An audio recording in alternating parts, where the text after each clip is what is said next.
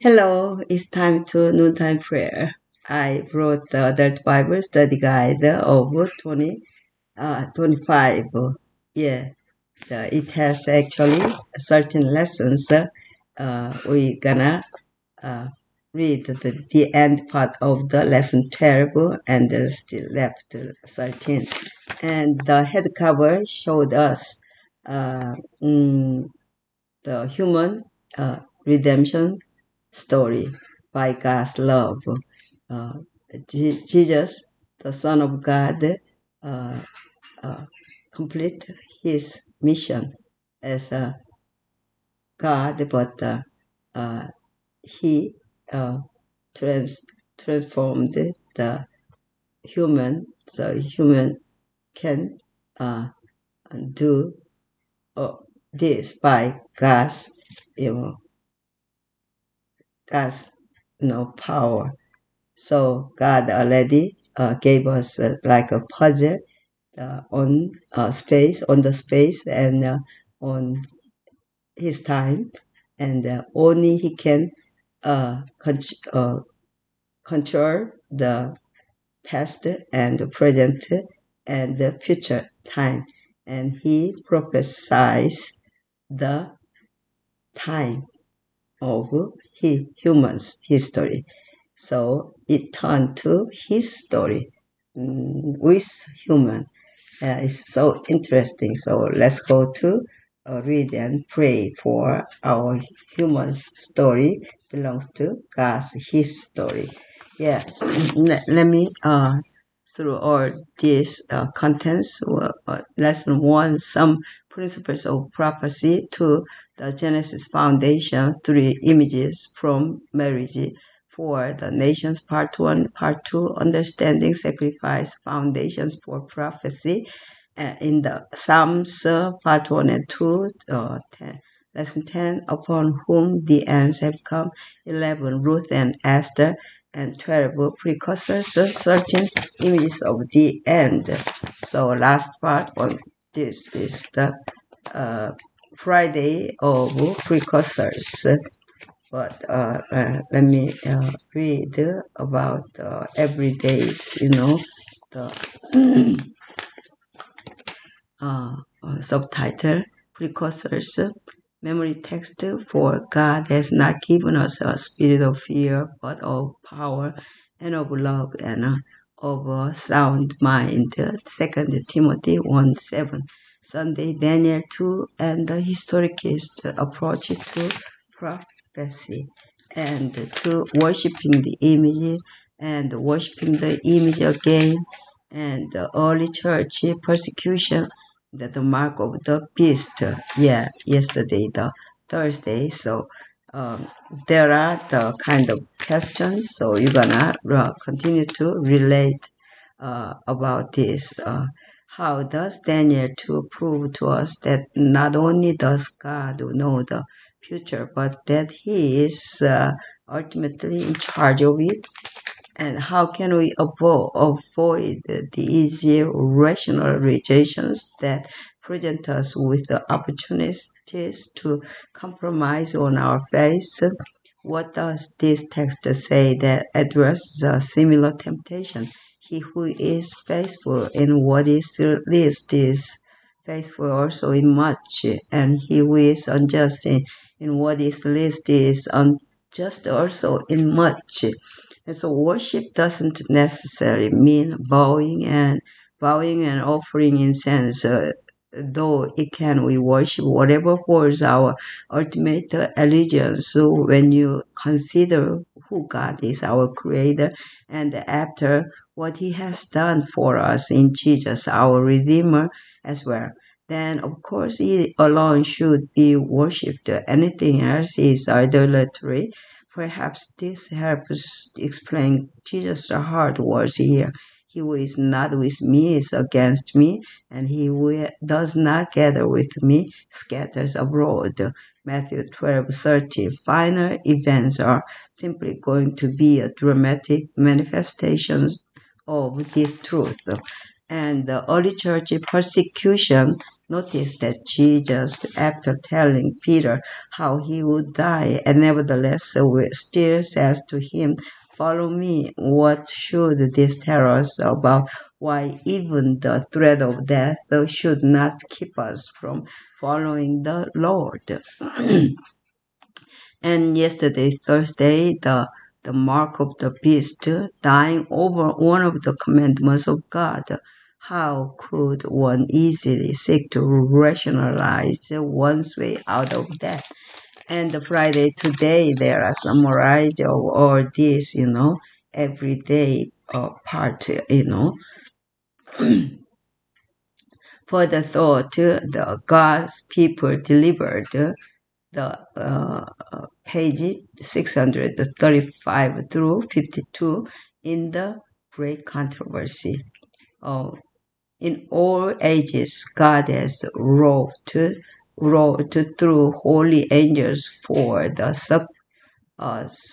succor and deliverance of his people. Celestial beings have been an active part in the affairs of men. They have appeared clothed in garments that shone as the lightning. They have come as men in the grip of wayfarers. Angels have appeared in human form to men of God. They have rested as if weary under the ox at noon. They have accepted the hospitalities of human homes. They have acted as guides to benighted travelers.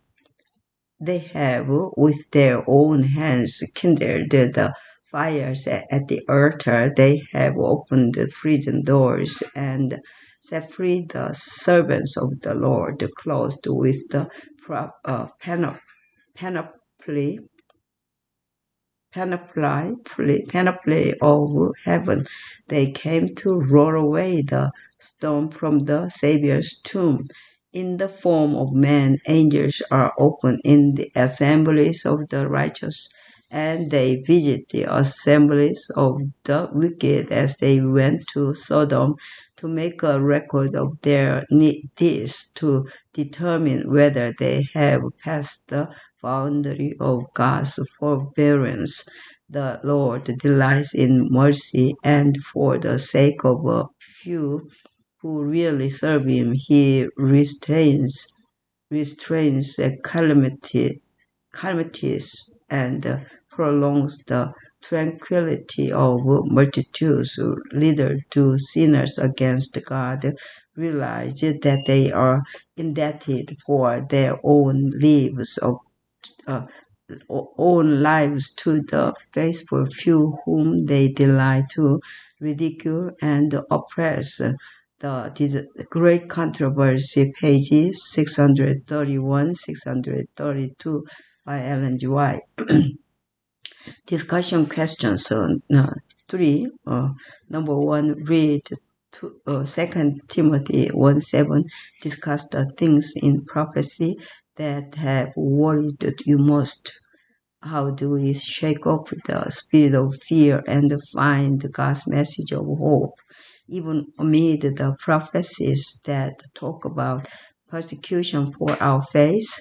Two, though right now it might be hard to see how Sabbath and Sunday could become front and center in final events. Look at how quickly the world can change.